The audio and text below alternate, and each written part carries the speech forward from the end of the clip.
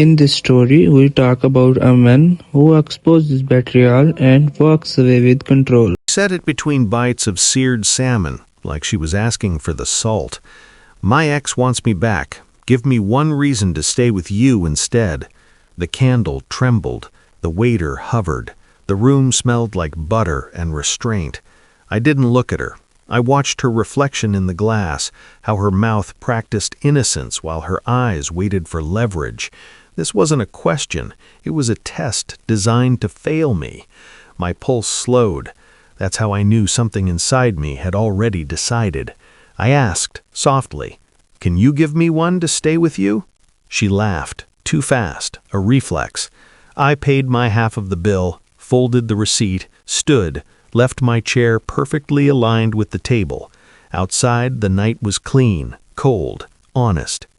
3 days later, she appeared at my door, mascara dissolved, apology rehearsed, holding the version of herself she thought I missed.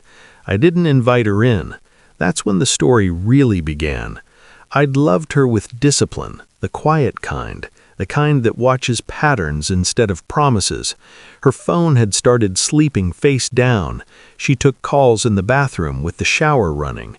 Her stories arrived polished, pre-approved, never raw. When she asked me for a reason, it wasn't because she lacked one. It was because she wanted permission.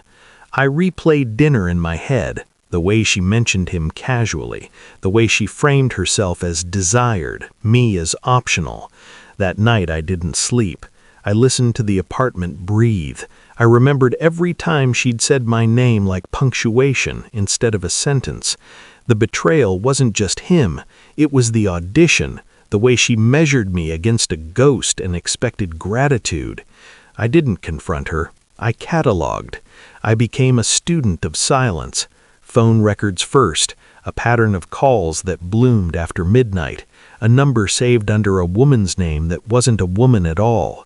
Social media next, old comments resurrected, inside jokes that predated me but never died. I watched her, how she dressed when she thought she'd be seen, how she softened her voice when she lied. At work, I smiled. At home, I made dinner. I kissed her forehead with the precision of a surgeon. Inside, something sharpened. I didn't need proof to feel it, but I wanted proof to finish it. So I waited. Waiting is a kind of violence when done correctly. The email arrived on a Tuesday, no subject line, just facts, photos, messages, dates that overlapped my birthdays, my promotions, my father's funeral.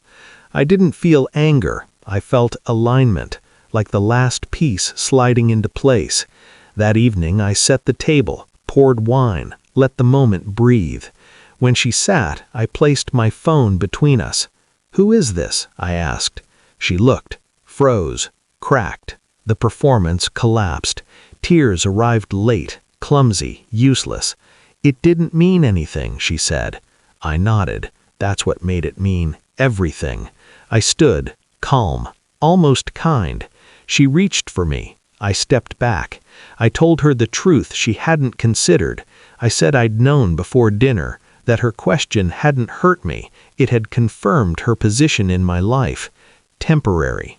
I showed her the lease termination, the email to her mother, the message to him, 3 words only, "She's all yours."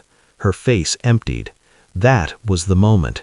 Not when she cried, when she understood the cost. I didn't raise my voice. I didn't accuse.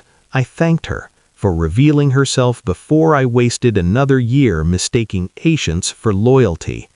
I opened the door. She stayed on the floor. Days passed. The apartment rearranged itself around my quiet. I threw away nothing. I kept no souvenirs. People ask if it hurt. They expect blood. The truth is colder. Betrayal doesn't break you when you stop bargaining with it. It clarifies. She wanted a reason. I became one she couldn't keep. And I didn't walk away damaged. I walked away awake.